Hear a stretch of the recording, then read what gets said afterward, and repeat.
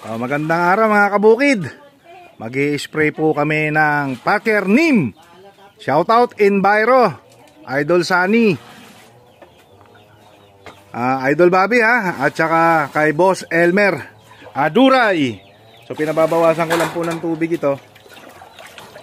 Idol, kawain mo. Idol, shoutout boss. Manood ka lang Real Kabukid. Yun.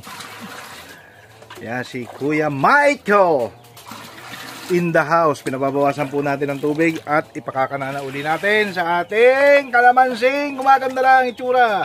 Pasariwa na ng pasariwa. Parker Neem, ang ating insecticide na malupit sa mga itlog at mangingitlog na mga insektong chewing and sucking. Nangangain ng dahon, sumisip-sip ng ating nectar ng ating mga halaman or chlorophyll ng ating halaman. So mabisa po ang ating produktong ito, gawa po ng Enviro. Nilalatag na po ng mag-amang ito. Baka may pilipit. Halak! Okay, diretso. Halak. Ganda na ng itsura ng kalamansi. Molasses? Hindi. Solo lang yan. Chu! Yehi lang, hanggang dulo.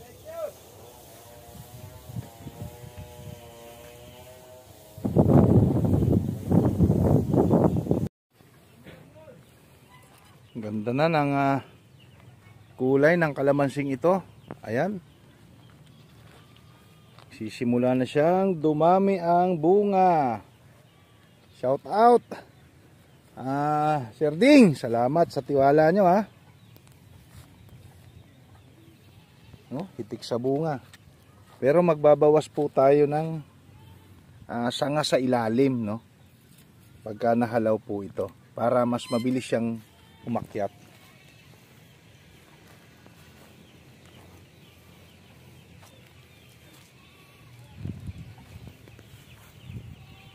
So ayan mga kabukid, tansyahin mo na lang.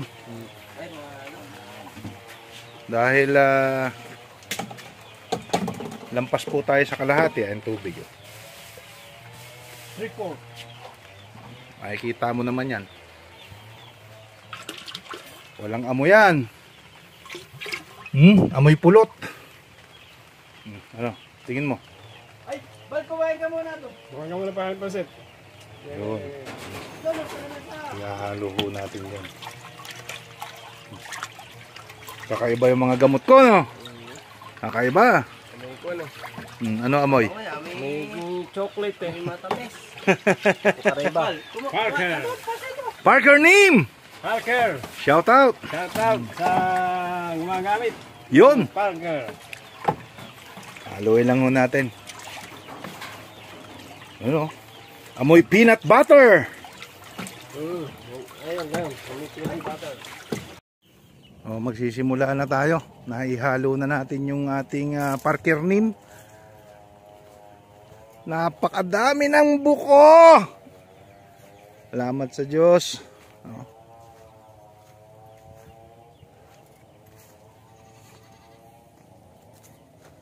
Pagpupunta po kayo ng inyong kalamansian, doon po sa may mga kalamansian farm, lagi po kayo magbibit-bit nito. Para pag may nakita kayong hindi maganda sa inyong paningin, putulin nyo na. Next episode natin dito, paararuhan po natin ito mga kabukid. Para magkaroon ng daanan ng tubig. At manariwa po, malaking bagay po yun, nakakahinga po yung lupa. So next balik natin dito, ano naman ang ikakanako rito? Activator ulit.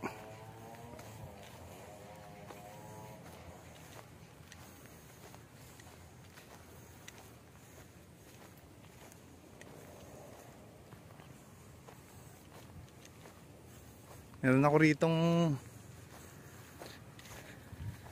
Pinatitreat talaga na ano na puno.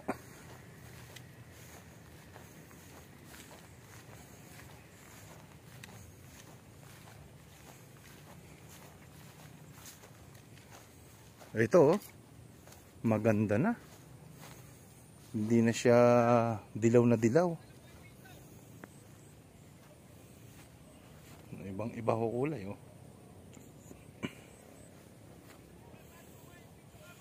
Napupunggos po kasi ito.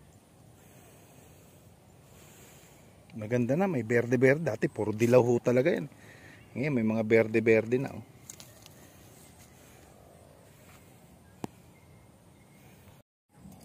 So ito mga kabukid kailangan alisin nyo na kung may ganyan kayo nakikita. Lalabas na po siya ng tinik. Yan, tinik po yan. So hindi ho siya magbibigay ng bungang maganda sa inyong kalamansi, no? Tsaka kung bumunga man ito malalaki, parang dayap ang hitsura. So tatanggalin na po natin ito. Medyo mahirap lang dahil hawak ko yung isang kamay ko nasa cellphone. So dito na natin kanain sa pinakapuno.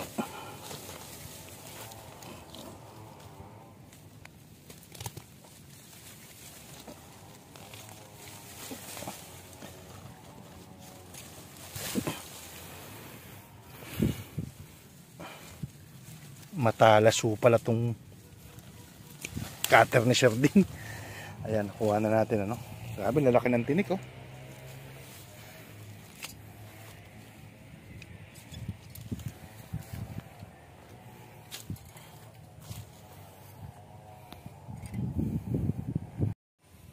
Ito pa. Tanggalin na natin ito. Nakapuno.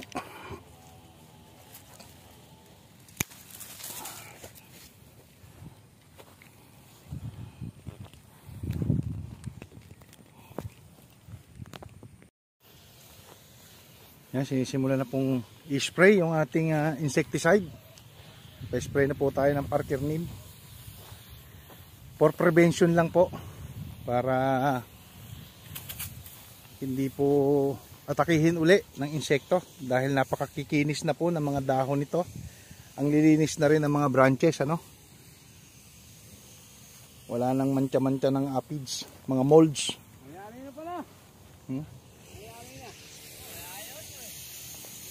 Ayan.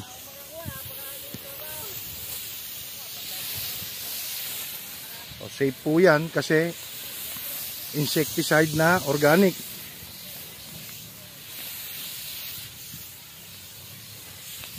Boss Van, anong amoy?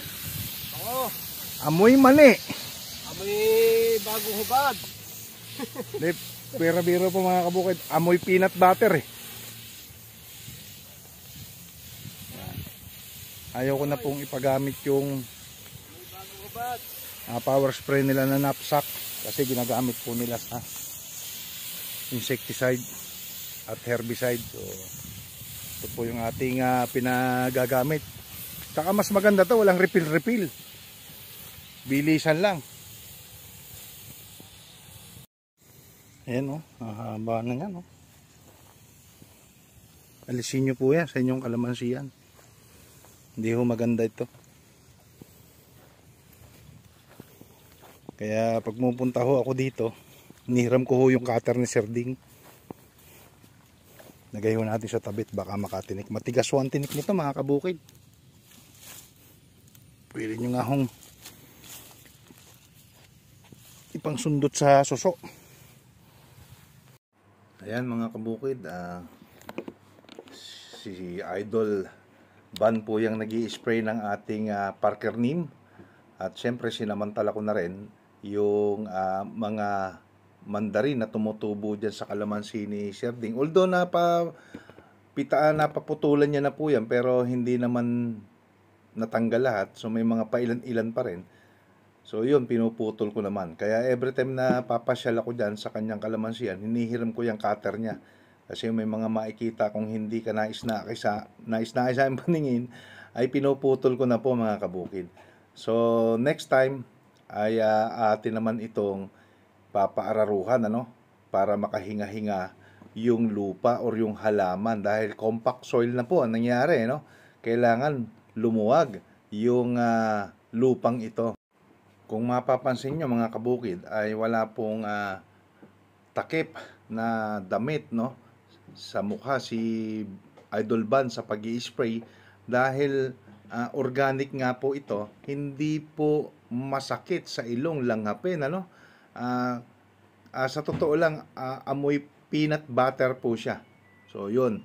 So sa mga magtatanong, hindi kaya mas lalong atakihin ng insekto itong kalamansiang ito dahil mas mabango siya, no? Hindi po mga kabukid dahil baliktad po ang ating pangamoy. So mabango po sa atin pero pagdating po sa mga insekto, hindi po nila gusto yung nagiging amoy niyan. At ang good news po dyan sa ating Parker Neem, nag-iiwan po yan ng kamandag sa halaman, ano? Na pagka kumagat, yung insektong nangangain ng dahon, sumisipsip po ng katas ng halaman ay siguradong tepok, no? So yun, may pinutol po tayong mandarin, no? Ang haba po ng ugat. Kaya yun, sa lahat po ng may kalamansi ang gantong stage,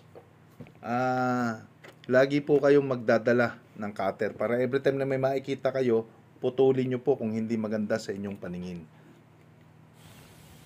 So ito, hindi pa tapos, no? Nasa kalagitnaan pa lang tayo. 560 hills po itong kalamansi ni Sir Ding. So maganda na pong magkikilos dahil kita nyo naman, napakaaliwalas ng tignan, wala ng damo.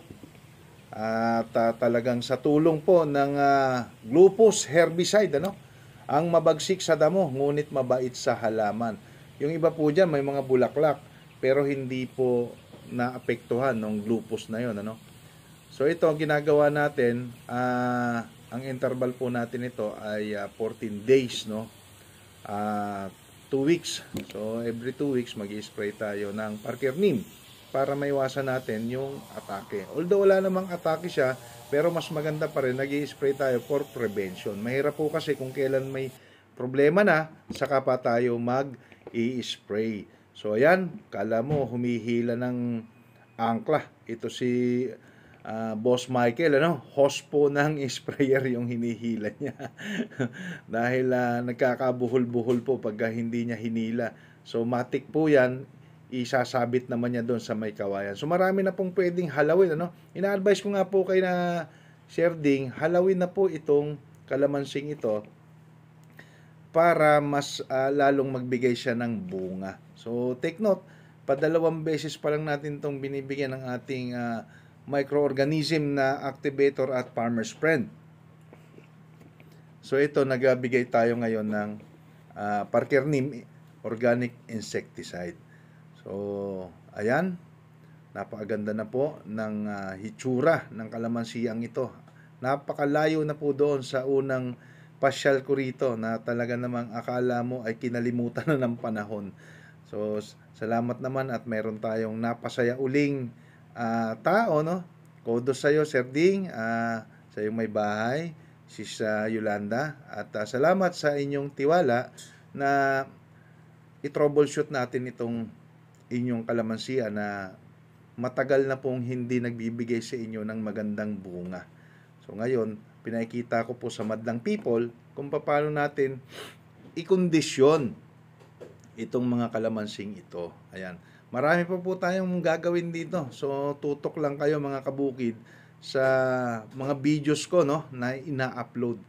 At hindi po natin tululubayan hanggat hindi po natin ma-hit yung ating inaasam-asam na harvest, ano. Hindi man 100%, sabihin na natin mga 80% na makakuha natin yung harvest na gusto natin. So sakto po itong ating pagpapa-spray dahil alas 5 po ng hapon. So ito po yung ideal na pag-i-spray ng ating insecticide.